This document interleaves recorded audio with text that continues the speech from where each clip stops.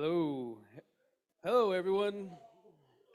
Welcome to our first meeting of 2026. Happy New Year to everyone. All right, yay.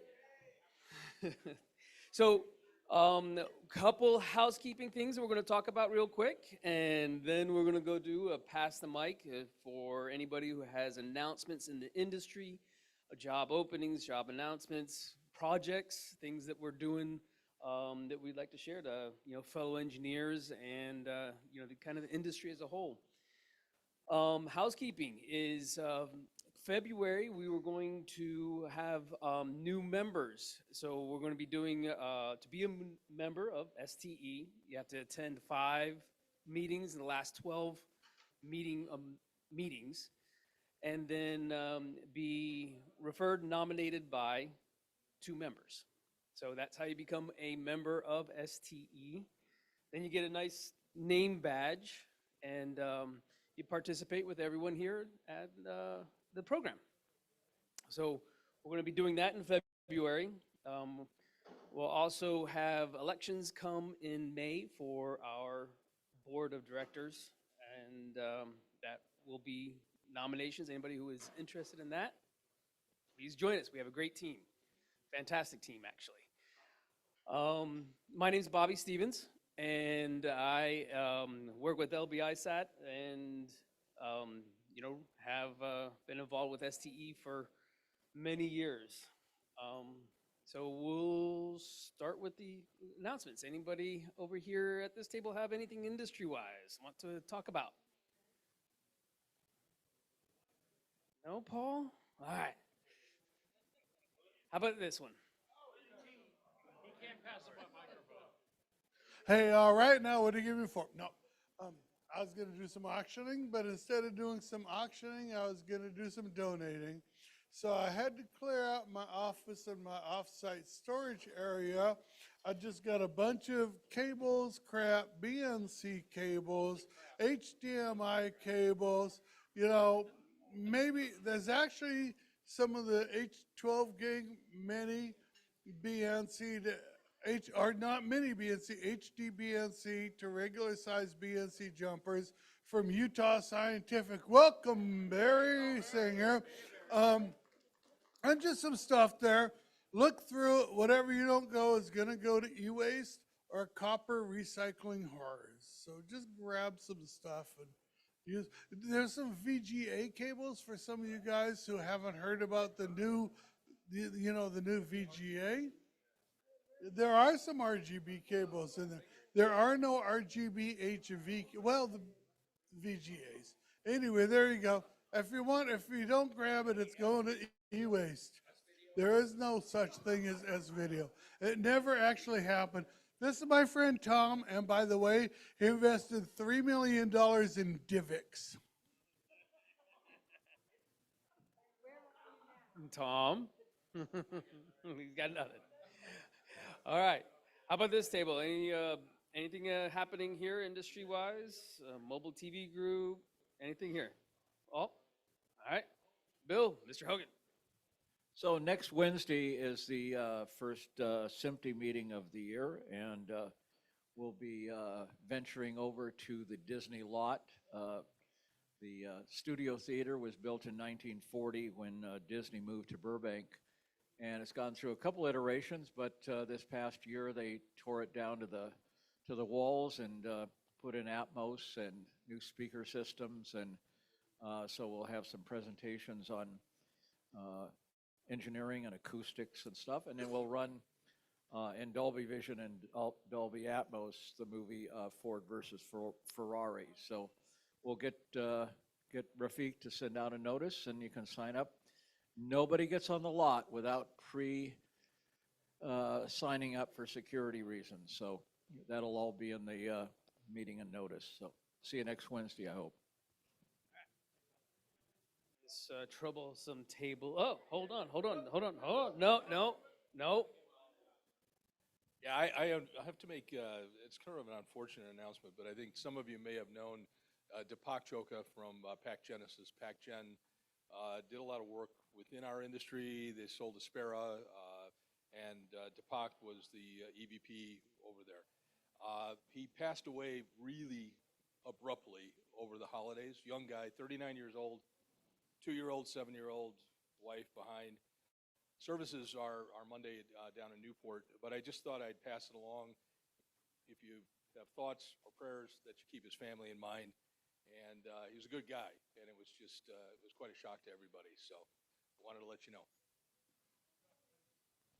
Thank you, Doug. All right. This guy again. And speaking of that, Bill and Belinda and all, so I just paid my $185 Simpty membership. I just paid it again. I don't know within the last, but I didn't get an email inviting me to the Christmas party. And I didn't get an email letting me know what's happening next week, which I'd be quite.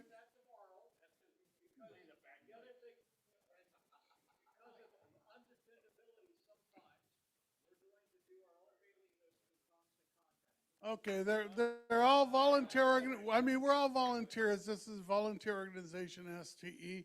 SIMPTE is too. But just I didn't get invited to the Christmas party, and now I hear about this thing next week. That doesn't. I really bitch at Bob. Hold on. I really bitch at Bobby if he doesn't get our STE invite out by the first week.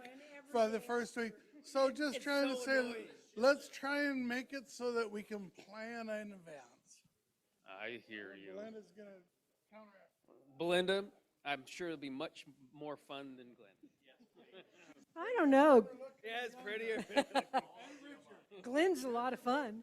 Younger, better looking, and richer than me. So I just want to reiterate what Bill said. We recognize the problem at SIMPTE Hollywood section, and we are trying very hard to remedy it. So we are very hopeful that this is the last time that all of our members will hear about our meetings at the very last minute. If you can join us next week on the 21st, that would be awesome.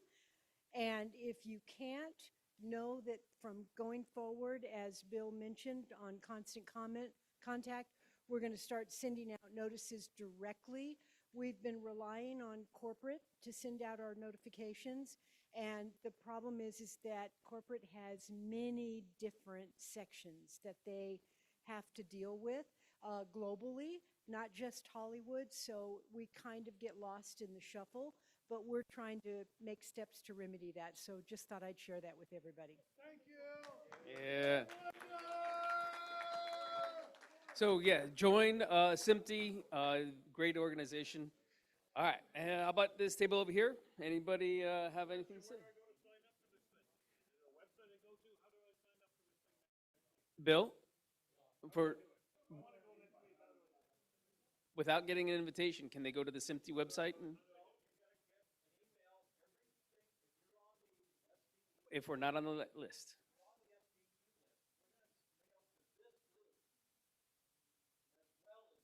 Ah. So you will get one from STE inviting, so.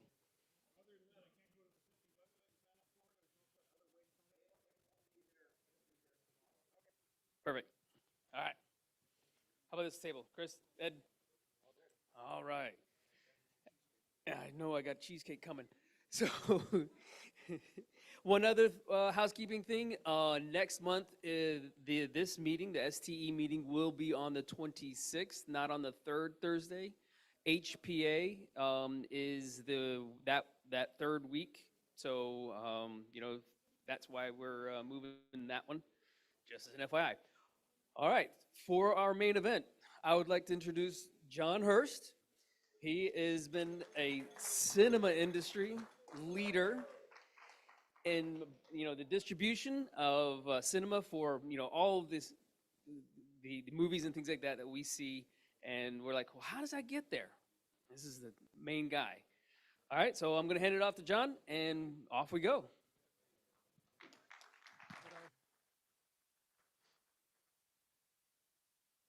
I have a green LED. Oh, let me scratch it. I can hear it in the speaker. Checkity, checkity. 1, 2, 3. Okay, everybody can hear me well enough? And I'm audible online because I know there's a offshore constituency here. Okay, so thank you very much for inviting me. It was kind of a last-minute surprise, and I'm excited to actually come out and speak to a group of people who's different than the usual bunch that I get, who are all very tired of listening to me. So I appreciate very much your welcoming me here. Before I tear into what I'm doing, I was going to introduce myself very briefly. I worked for about 15 years or so as a recording engineer in the music industry. Also ended up doing a lot of live broadcast back in the day when you used to have to roll up a truck and a console to a concert venue.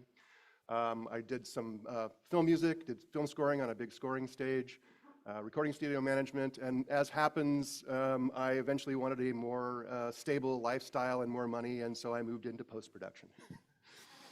And that was as close as I ever got to television. Because I went right from the audio department to the digital film department. And after that, oh, thank you, Joe, by the way, for the job. That was very kind of you. And then after that, I wanted to have an even more stable life and make a tiny bit more money. And so I decided to go into manufacturing and had the incredible good fortune to land at Avica Technology at the very beginning of digital cinema. Before standardization, when digital cinema was still in some cases being rolled off of Cubis machines and HD cam machines. So I got in at the very early stage, and I was in charge of the mastering tools. And so my job was to come up with all the tooling necessary so that our employees could master motion pictures, divide them up into pieces, ship them to theaters, and get it all out there. And because of my experience in production, and especially live remotes and things like that, I had a very keen understanding of what the time constraints are that people were operating under, and I think that informed my choices when designing those tools. But it really also came in handy when I found myself joining SMPTE and the standards committees there in order to try to develop among the industry standards for digital cinema distribution. So that's kind of how I got to where I am, or where I was at the time, and I'll explain a little bit more about what's happened since then as we go through this. So the digital cinema package, a lot of you have already heard of it. I want to go through briefly what its structure is, because how it is structured is a really important part of why it is successful. So we set out with some requirements that are fairly obvious, such as high quality encoding. Had to be open and interoperable because this is a global replacement for 35mm film. So we want to come up with a standard that allows you to create a print anywhere in the world and take it any place else in the world, and it'll play and it'll look correct. That's very difficult to do in digital because in film, the colorimetry is integral to the media. You just shine a light through it, and as long as the light is roughly balanced, you'll get what you expect on screen. Digital is entirely interpreted by the playback equipment, and so everybody has to agree exactly what those numbers mean. So making it open and interoperable was a very difficult and probably the most time-consuming part of the entire project. We wanted it to be efficient because this was 2000 to 2005 when the development was going on. We're, a dozen plus iterations of Moore's Law since then, and we're all comfortably hanging out in our gigabit and sometimes faster network connections to home, and we have tens of gigabits, hundreds of gigabits between facilities now. It wasn't anything like that, and so it was very important that we only ever move a piece of data from one place to another exactly once. So we wanted to come up with a way of doing this that made it simple to tell whether or not we had successfully sent something someplace so that we could not waste any effort trying to figure out where to send it next. It had to be extensible because we already, in the middle of the first round, we saw 3D coming, and since then we've seen immersive audio bitstream, formerly known as Atmos. We've seen multiple HDR standards. We've seen, sadly, we've seen, it's good for viewers, but from a technology design point of view, there's an extension that couldn't quite fit into the structure of the DCP, and so it was low bandwidth enough that we were able to shoehorn it into an audio channel. This is the on-screen sign language video that's very popular in Brazil. Really deserved its own first-rate treatment as a track file and all that, but it ended up squeezed into an audio channel because the DCP, as much as we guessed about how some things would work, we didn't understand the extensibility part of it as well as we should have, and we'll talk a little bit more about how we rescued ourselves from that. Store and forward was an absolute necessity at the time. It was impossible to stream 250 megabits a second into one theater, let alone hundreds of them simultaneously. And even today, when it is possible to stream at that bit rate into a theater, if you're going to play the thing multiple times, or you're going to be resilient against outages, you really want to have all the data on site before you begin a playback. And then finally, because we're talking about assets that are time sensitive to the publishers, encryption at rest was an absolute necessity, because if we didn't encrypt the files at rest, we were going to have encryption capability in every single step along the distribution path from one end of the world to the other. That would have raised the cost and complexity of the system considerably. Encrypting the files where they sit turned out to be the best solution for that. So I'm talking to television people. You guys are probably far more oriented towards streaming than object-based systems in terms of storing content. So I just wanted to highlight very briefly that streaming is an utter success, and its utility is that you can craft a stream of a specific size and complexity to allow almost any decoder to use the bandwidth that it has available to play back real-time content. That's been really important for the growth of video distribution around the world, and certainly streaming has its place in there. But for our purposes, motion pictures, we wanted to be able to store the information in such a way that when we reuse information, so for example, we'll talk about this in a little bit, when we're going to make a derivative version of something or we're just going to fix something, we don't want to retransmit all those other frames all over again. We want to be able to refer to them by reference. So objects allow us to be size efficient at rest by only encoding those things that are unique, by using reference to refer to things that are duplicative. And that reusability is an essential part of why the digital cinema package has been so successful. I'll remind you that when we first started digital cinema, celluloid distribution, the motion picture would roll out in major markets and then would make its way to minor markets, and then eventually would make its way out into other parts of the world. We are now, because of the digital distribution capabilities and because of the modularity of the DCP, we are seeing day and date release all around the globe of some 20 or 30 different language versions and editorial versions. And this has completely closed the unauthorized copying window and not only made it easier for the industry to eliminate that threat to the business model, but also to develop more global excitement. We're all connected together through social media. So the idea of having to wait weeks or months for a motion picture to get to the other side of the globe is just untenable in this day and age. And the DCP has helped us overcome that. So the principles of the digital cinema package structure, these are things that we thought were absolutely essential to making this work. And at the top, this was one of my favorite things, was we got rid of file names. Now, file names are a thing that people still use, and they are, file systems are still out there. People are still using them for transmitting information. But file names as a linkage in a technical structure, as a piece of technical metadata, are too brittle to be useful. When files arrive at a particular destination, there could be conflicts in the naming. The way that we arranged the referencing structure in the digital cinema package means that you can rename the entire thing, and the referential capability, the referential integrity of the package remains untouched. We wanted to be able to introduce new media types over time without having to modify equipment to be safe to receive that. So let's say that I want to send out an HDR picture, and it lands at a screen that only understands SDR. Now, it won't play it properly, but it also won't blow up. It'll tell the user, oh, this video codec is not the one that we were expecting. Here's the name of the codec that you need. And this information allows the theater to quickly resolve with the service provider, with the distributor, which actual edition that they want, and help to resolve that problem and get it satisfied before the feature has to roll. Message digest, does everybody here know what a message digest is? Only slightly. So a message digest is, you all know what a checksum is. You're video guys, you all have to know what a checksum is.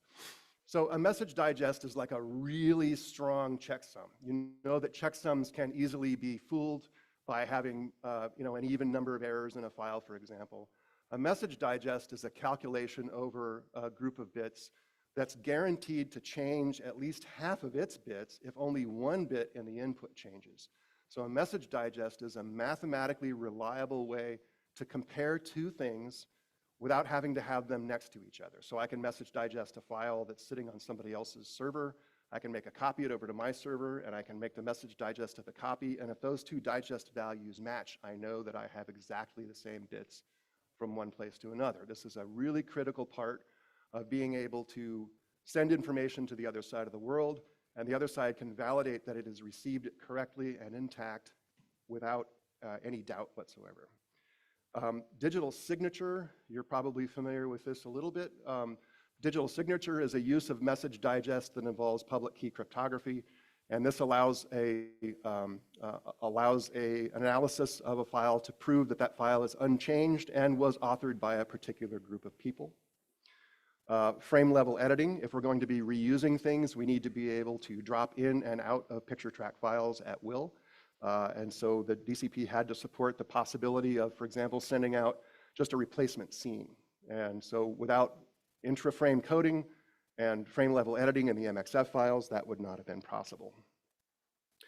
Discrete essence units describes putting sound and picture and time text and metadata in their own individual containers. This is essential because a lot of motion pictures that are modified for a particular region are really using the same picture that's in most regions. It's the sound that change. It's the subtitles and open captions and closed captions that change.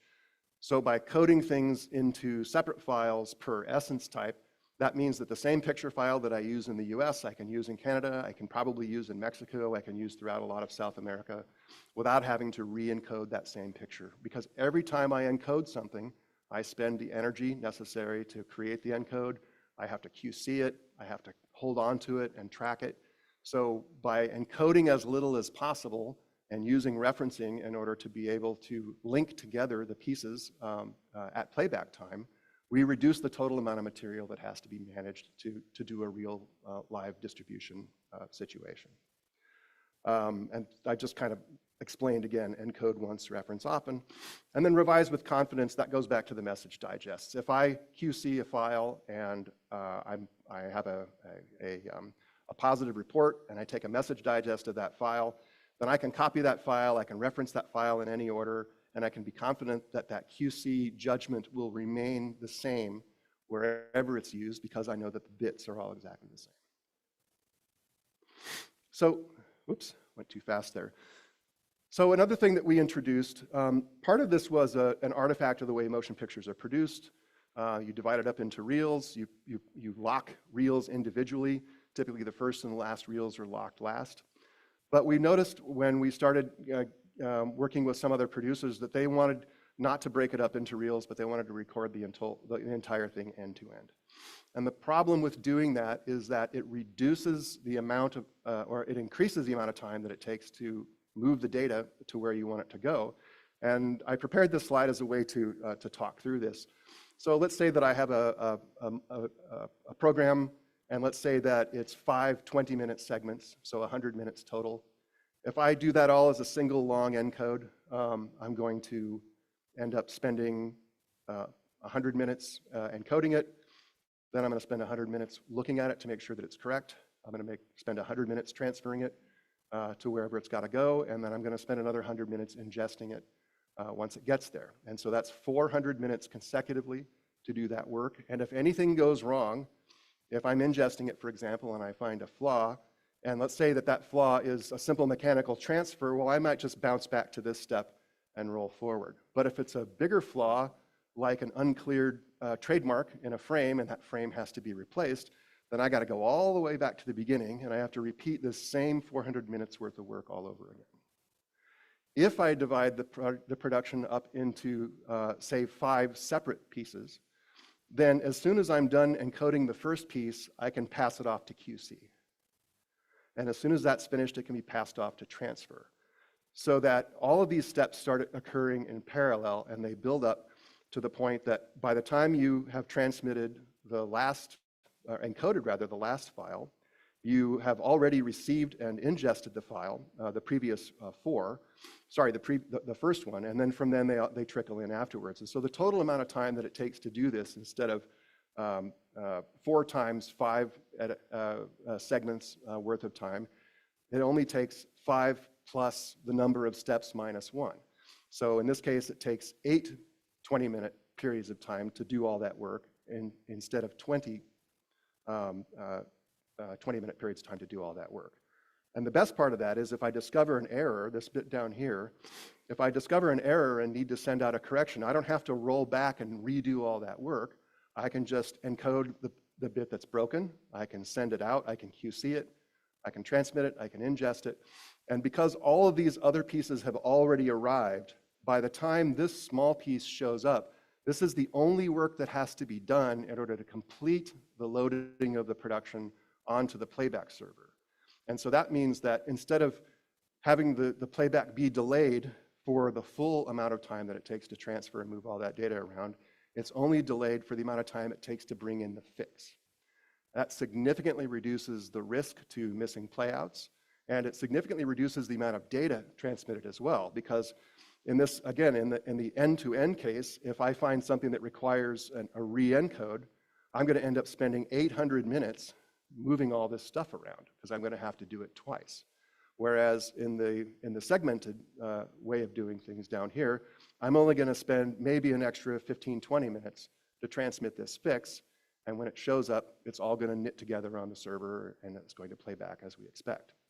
So before we even get into versioning and talk about the value of this structure for multi-version content, even if you have only a single version, this structure saves you an enormous amount of time in transmission and checking and ingest by allowing you to perform these steps in parallel. So an example of how this has come to pass, or how it's come to work out in the motion picture industry, an average 2D cinema project that is displayed worldwide typically has 300 unique versions. So that's a given picture, sound language, different sound formats, 5171 Atmos, different time text, on-screen and off-screen captions, on-screen subtitles. So 300 unique versions. If you were to take a given one of those versions and look at the amount of data that's needed to play back that version, it comes to about 185, 190 gigabytes. But if you were to flatten that out, let's say that each one of those was really an end-to-end encode, like in the streaming model, it would take 55 terabytes to represent all that information as discrete individual streams. But because of the referential model, because we are reusing components, the actual on-disk image for all of this material at the head end where it's mastered is only 9 terabytes. That's a 6-to-1 ratio. That's a, what, 85% reduction in disk space. That's an 85% reduction in electricity and cooling. It's an 85% reduction in your human QC. So there's an enormous advantage to be had, not only in the shortened time to distribution and exhibition, but in dramatically reduced resources involved to actually hold this information and make it available for transmission. So we started to look at what else can we do with the DCP, and we're going to give all credit to Pixar, who originally looked at the DCP and said, oh wow, we can do in-scene localization on a market-by-market basis, and it's only going to cost us a few extra gigabytes to send those extra shots to France, to Japan, to Germany. And the first movie they did that on was Cars, and you would see, depending on what market you were in, the advertisements around the racetrack would be different. So that's an example. The street signs would be different. There were several things that they did, but they were able to take advantage of that, and then they turned around and said, wow, we have the exact same problem with home video, but we have nothing like the DCP for home video. what can we do that looks like the DCP to handle all of our video stuff? So that's how IMF was born. IMF said, wow, the DCP is a really incredible structure. It's very efficient and very useful, allows us to make the most of our productions, but it's missing a few things. And specifically, what it was missing was it needed more metadata available in the edit decision list, so that the edit decision list was more on its own representative of what a particular version looked like. You could tell how many minutes it was, of course, from the DCP version. But if we're going to allow new kinds of codecs, new kinds of essence, then we need a way to describe that such that it can be held in the DCP, and when you're viewing the DCP through a metadata viewer, you can get all the metadata necessary to see not only that that's an HDR thing, but that it's PQ coded, and that it's actually, you know, P3 in a Rec 709 or in a Rec 2020 container, as opposed to some other way of packing it up.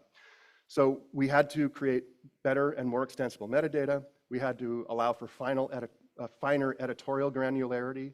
So in the digital cinema system, we only allow a frame level offset. So if you have a few samples in your audio file that are, you're offset by like half a frame or something, you actually have to rewrap the audio again in order to be able to straighten it out, because the smallest step that we can take in the DCP is one frame. Smallest step that we can take in IMF is one sample at whatever the audio sampling rate is, so the rewrapping is not an issue in that area. We wanted unlimited virtual tracks so that you could take picture and match it up with all the soundtracks that were relevant to a given production and just pick the ones that you wanted to play. And we wanted to be able to extend the CPL with rich metadata so that we could include things, for example, new essence types or library tracking information, descriptive metadata. All of that can be put into XML schemas and put into the edit decision list or composition playlist in order to make those available. And so the IMF structure that followed from that looks exactly like those requirements. We have sample level editing, we have generic extensible virtual tracks, we have metadata extensions, and the thing that I think really makes it work is something called regXML, or the SMPTE metadata registers. So MXF files, which is the encoding that we use for our track files, MXF files are made up of key length value packets, and those packets are, as the name specifies, those packets are identified by key values, and those key values are all registered through the standards that they are published at in SMPTE.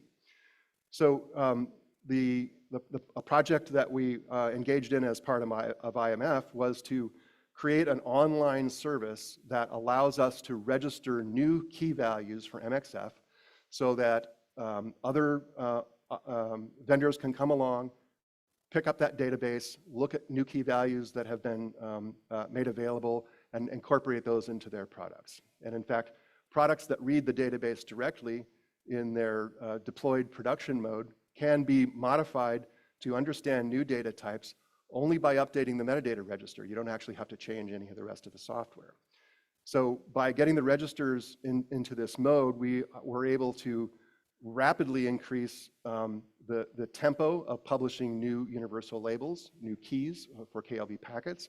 And in doing that, we were able to reduce the amount of time it takes to introduce a new codec into an MXF wrapping.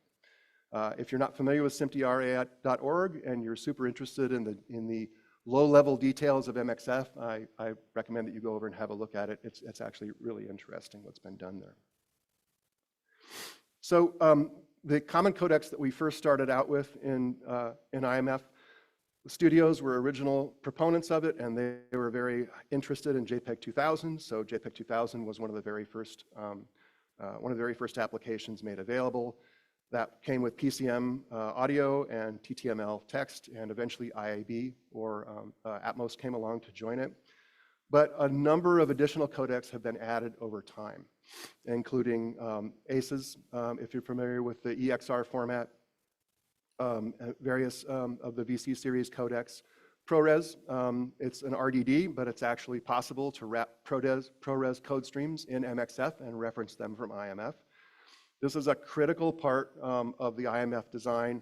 we wanted to make, whereas the cinema application is extremely narrow in the rasters, color spaces, and sound formats that are accepted, in IMF, we wanted to make sure that you could move information into IMF without having to recode it. We don't want to lose fidelity by re-encoding something that was perfectly fine sitting where it was. We don't want to, for example, flatten interlaced pictures into progressive, because that's a terrible idea. So IMF handles interlace, it handles pull down frame rates, it handles all the stuff that digital cinema won't, but are absolutely necessary for faithfully encoding video material, earlier video material into IMF without having to go through a destructive re-encoding stage. Another example of a codec that's come along recently is the SADM plugin. So SADM is another descriptive audio with metadata format, and now it plays along just as a regular virtual track in any IMF composition. And so one of the things that I wanted to mention tonight is that IMF is an ideal playground for somebody who's developing or wants to popularize a new codec, a new image codec. And the reason is that in order for that new image codec to be useful, it probably has to come along with an entire system that is able to play out a number of frames in sequence, maybe has audio and synchronization with it, probably needs to be able to do a couple of different audio formats because IAB is very popular these days and PCM by itself is not enough. And so I wanted to point out that all you have to do to make a brand new IMF application for your special codec project that you're working on right now is develop an MXF wrapping for that, for those coded frames, and then develop a small IMF application that points at that MXF wrapping. And literally, the amount of work that it takes to do that is in the matter of weeks. And there are already several examples of that particular pattern that are published by SMPTE, and 80% of that 10 or 12 pages that you would need to do that is boilerplate. So it's really coming up with a few ULs, deciding what it's going to look like when it's wrapped in the MXF, and then IMF takes over and does all the rest. It handles the synchronization, it handles the content security, it handles the authenticity and integrity, and it handles the ability to add other essence types and mix and match in a general IMF production environment. So if anybody here is in the codec business and you're thinking, man, I'd really like to be able to use this for motion picture stuff, yes. Oh, you're supposed to use the microphone so that people online can hear you. Belinda, I thought you knew the rules here. Sorry, I forgot. There are some of us here who don't know what a CPL is. Could you? Oh, tell sorry. us? So a composition playlist, it's funny, it's an EDL. And we were originally going to call it EDL, but some studio people thought that meant that they could edit the movie in the theater, and that freaked them out. So we said, oh no, it's a composition playlist. And they went, oh, okay, that's great. But it's literally just another name for an edit decision list, which is nothing like a CMX edit decision list. It's its own special thing. But that actually reminds me of another bit of the development history of this. Because SMPTE was very, especially in digital imaging, was very TV-centric at the time, it was considered really risky to have, to ship an EDL and pictures and sound and text all separately to a theater. There was a lot of concern among the community that there would be all these problems with playback, and there would be frames missing or scenes missing, all kinds of terrible things were predicted. And to the point that when we finally voted those standards for publication, there were a few people in the room who said, well, good luck with that. There has never been, to my knowledge, in any exhibition, an example of a misordering of frames or synchronization during playout. The system works absolutely reliably. Once you tell a computer how to interpret an EDL, away it goes. And the part about that I found really interesting was that these were all very experienced, very well-respected video people, and they knew what an EDL was and how it worked, and for some reason they were concerned that our composition playlist would not actually do the job. we persevered. So if you want to take advantage of this structure in order to master a large amount of content in a small amount of disk space, there are a number of tools and techniques that are essential to helping you make your way through that. First and foremost, if your asset management environment is based on using a file system browser, you're going to have to get away from that immediately. IMF and DCP do not yield well when looking at the file system level. Again, we don't put our faith in file naming. If you're doing something like what Pixar calls a shot-based IMF, you could have literally thousands of files on disk that comprise the various shots and pieces that are going to be played out into that. So you need some kind of application in the computer that knows how to read the composition playlist or edit decision list, dereference all of those pointers to all those MXF files, go find all those MXF files, and actually show you the structure of the thing rather than just a name sitting in a folder on a disk.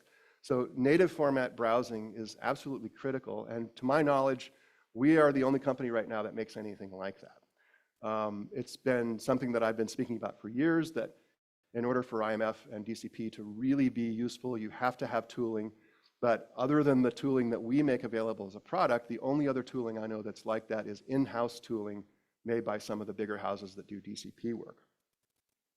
The next thing is you need to have full integration with your nonlinear editor. The nonlinear editor is where you make the decision. Am I going to point to an existing track file, or am I going to encode some new stuff and store it into my library and then point to it there? So you have to be able to not only reference a wide variety of storage from the NLE, but you have to also be able to bring in data types that are not yet in IMF so that you can put them into this format. And so one of the exciting changes for our company this past year in 2024 was we acquired the Clipster product from Rohde & Schwarz.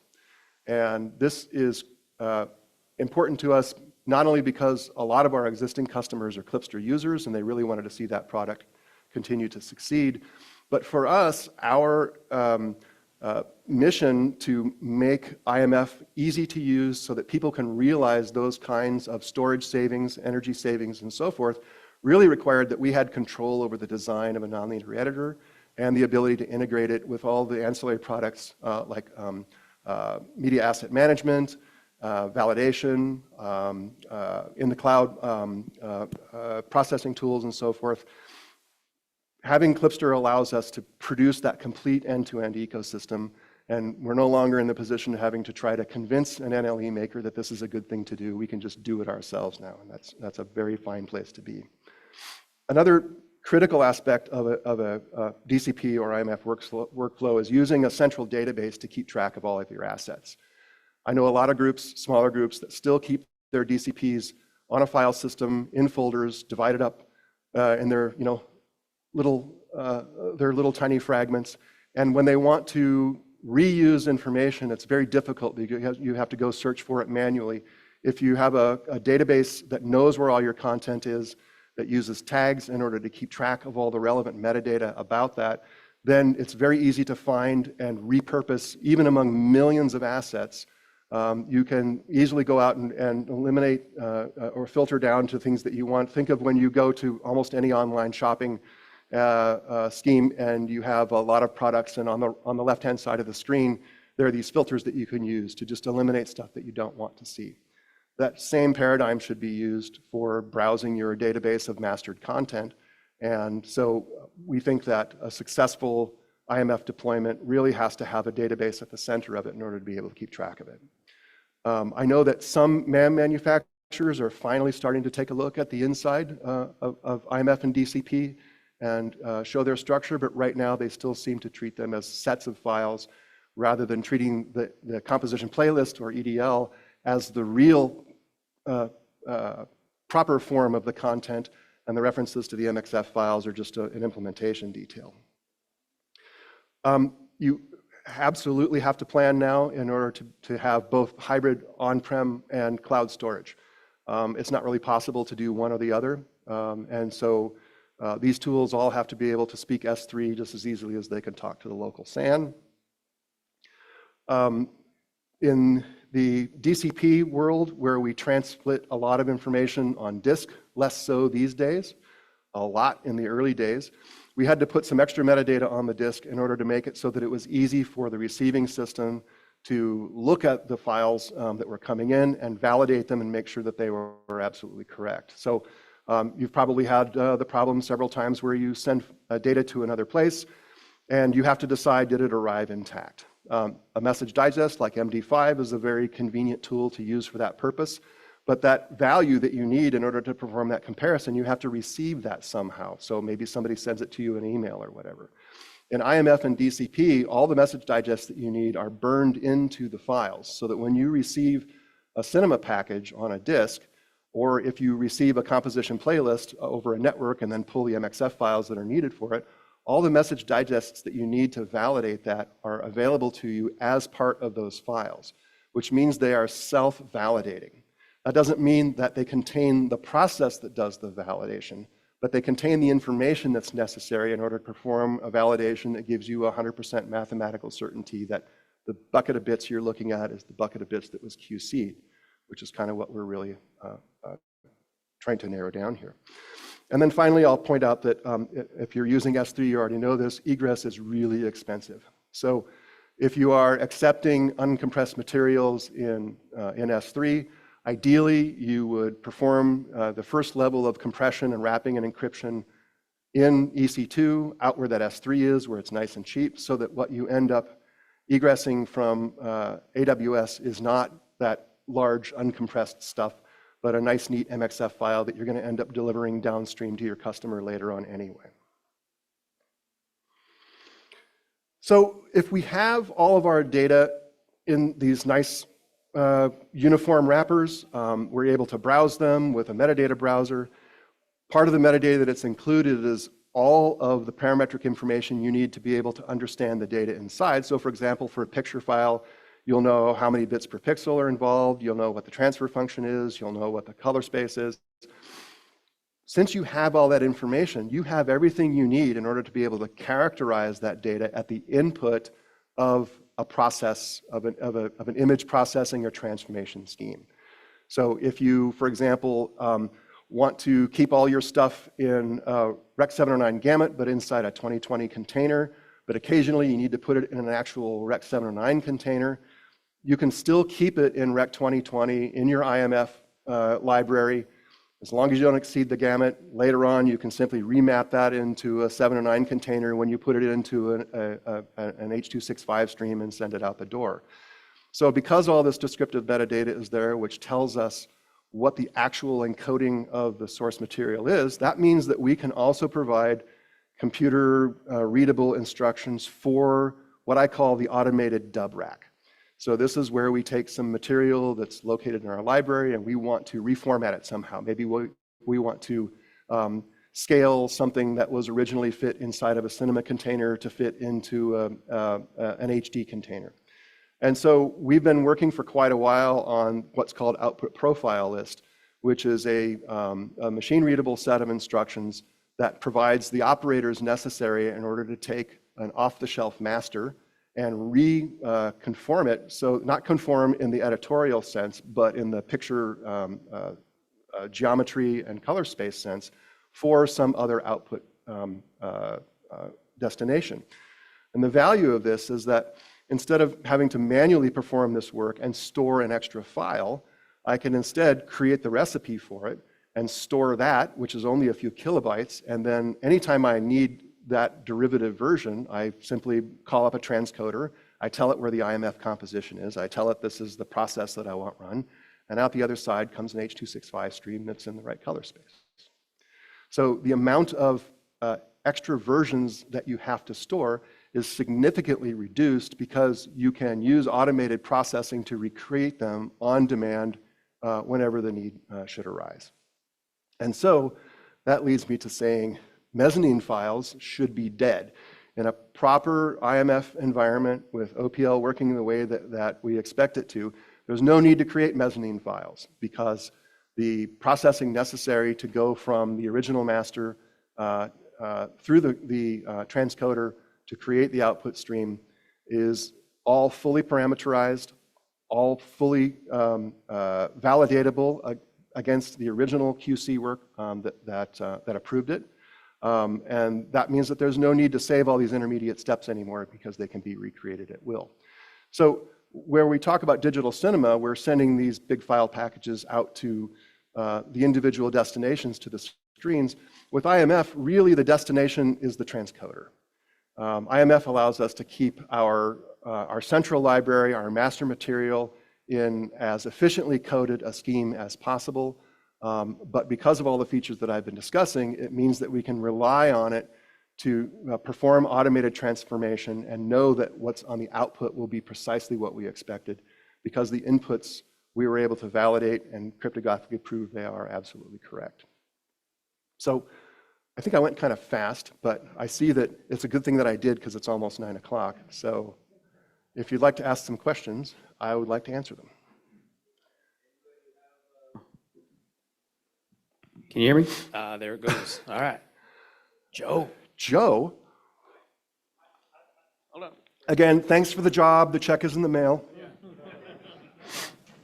Yeah. OPL, I kind of left the parade when OPL was kind of still nascent. How's it doing?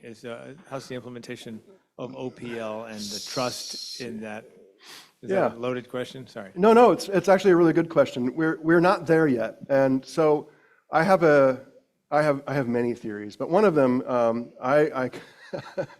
it's my belief that a major change in the structure of a technical system can only occur within the half-life of the average career. So I'm declaring the average career to be 40 years. IMF was introduced 16 years ago, so the next 4 years, we're going to see IMF really finally start to take off. I think it's been delayed somewhat because I think that the tooling has not been very good. Our one lone little company just was not able to produce all the stuff that we thought was necessary. But now, again, now that we have made our company larger, we've acquired an NLE, we have the platform from which we believe we can finally show people how these things are supposed to work. So output profile list is currently implemented in our on-prem and cloud-based digital cinema mastering workflows. These are automated workflows. There's no nonlinear editor part involved. And we're introducing output profile list into Clipster as part of our roadmap for this year.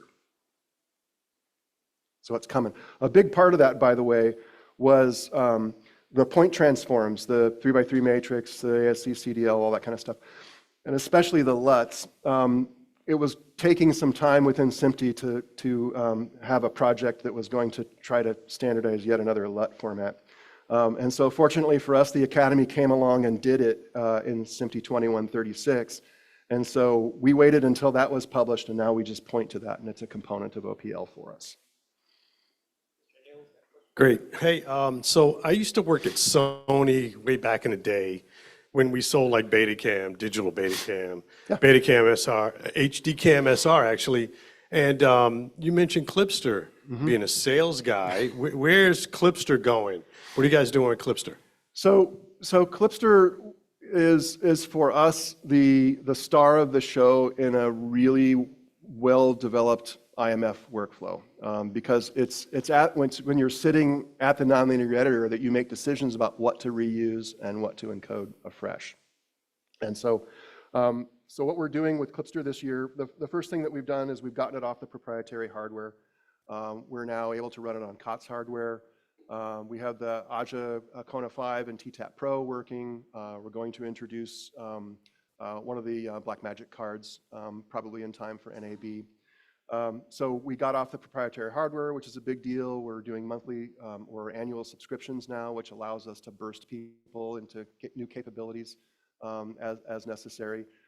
But for me, the part that's really exciting is we're completely changing its internal understanding of how to dereference IMF and digital cinema materials and make use of centralized database storage in order to not only allow an individual Clipster to more easily address a huge selection of content, but to allow a team of Clipster operators to work simultaneously on the same projects.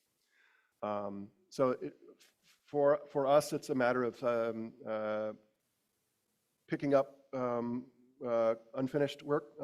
Clipster kind of didn't get a lot of attention in the last couple of years that R&S had it.